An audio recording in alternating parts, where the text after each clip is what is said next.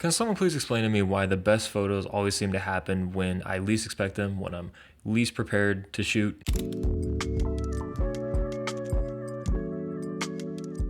You know, I almost didn't go out on this particular afternoon. It was a Tuesday, the train was packed, but I dragged myself out there and I proceeded to take probably my favorite photos of the month, maybe even some of my favorite photos of the year. All right, welcome back. Nice to see you all again. It is Friday once more, which means that it is time for another Snap and Yap, my weekly-ish mini-series about all things photography and videography. So recently, I've been testing out these kind of weird deep cut JPEG recipes on the X106, and I was looking for a few more sample photos, wanted to go somewhere that had actual subjects instead of just, wandering aimlessly around the neighborhood, wanted to do some proper street photography and really put these recipes through their paces. So yes, on a Tuesday, I made the time, I forced myself out the door, I ran downtown with my camera just to see what I could get. I know, speaking from personal experience and talking to many of my friends, a lot of us go out almost exclusively on weekends, and it's just a completely different feeling. So, I mean, if you've got the flexibility, why not cut out a little bit early, bring your camera into work and, do whatever it takes, maybe try it out, push yourself to shoot at different times and create opportunities that wouldn't ordinarily exist.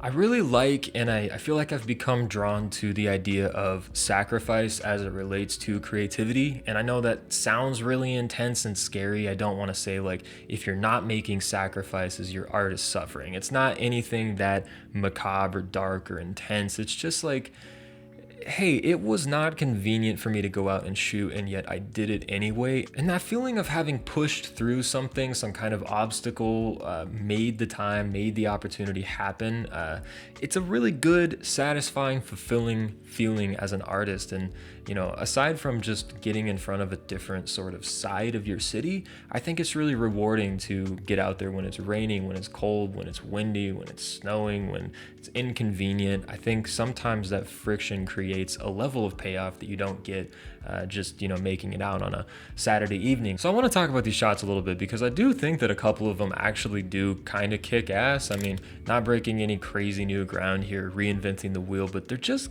good, solid compositions. And I really specifically liked these subjects in them, the business casual kind of vibe. It's a little corporate, it's a little gritty, and I like the contrast between the two a lot. As a person with a day job, a career, I really am not a fan of the corporate 9-to-5 culture. It's a little bit mind-numbing. I feel like I'm almost a little bit like obligated to despise it, just being an artist and a creator who also has to work a full-time job to pay the bills. I mean, it's the oldest story in the book. But yeah, maybe that's why this series kind of speaks to me. Maybe that's why I like these images so much, just again juxtaposing the business casual against like the grime and grit of the subway. It's just, I don't know, it scratches an itch for me. It can be a little nerve-wracking to shoot in a subway, like a train station. I get it, there's a lot of people around. It can be almost a little sketchy sometimes depending on where you are, and I don't want anybody to like put themselves in harm's way or at risk or anything, but I've never had an issue. And it's really a fantastic place to get these really like moody, punchy shadows and silhouettes and framing. I mean, there's so much potential for framing and leading lines and just all these really classic compositions. If you pair that with, again, a great subject, you're gonna have some winners, I think. Really love this photo of the people coming through the gates to get into the subway system. I shot this on the way out. I was kind of walking and sort of saw this frame happening in front of me. So it's a little soft. It's not the sharpest, most technically perfect image, but I really like the feeling it conveys of moving through the subway system, traveling through it. There's almost like a tiny hint of motion blur or maybe just glow from the lights. I can't tell if it's just out of focus or if it's a little bit of blur. Left side of the frame is a little messy. It's a little empty. It's kind of empty and chaotic at the same time, maybe why I don't love it. But I love the eye contact from the woman in the striped shirt, like the guy in his phone. I mean, classic subway shot. Then there's this one where the guy coming down the stairs is kind of mirrored. He's doubled, on the wall in the reflection. I really love getting up close to the wall,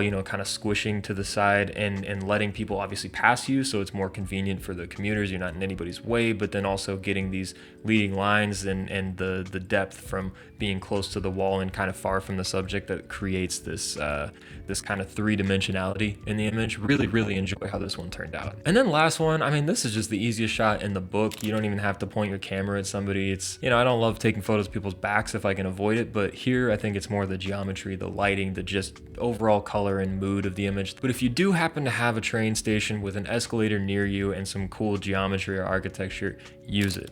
Use the escalators, my friends. All right, so that's it. You know, make the time even when it costs you something, even when it's uncomfortable. I really, really love the additional feeling of payoff when I've, you know, had to overcome something or force something to work, create an opportunity for myself. I don't know, just my 2 cents. Let me know if you feel the same way. And just a little bit of housekeeping and honesty to close out this video. I've been creating a ton of content on YouTube, which has been so much fun, but has become a little overwhelming at times. Again, juggling a day job and stuff to the point where I'm having a hard time sometimes making you know, additional time to go actually take photos. So in order to remedy that and to bring my life back into balance in some ways, I'm trying something new here. You just saw it today, you know, having a much more informal, casual discussion about some photos I've taken, you know, more for you guys who are already here, already subscribed, already kind of invested in the channel, who come up and watch every video. You know, I really appreciate the regular support.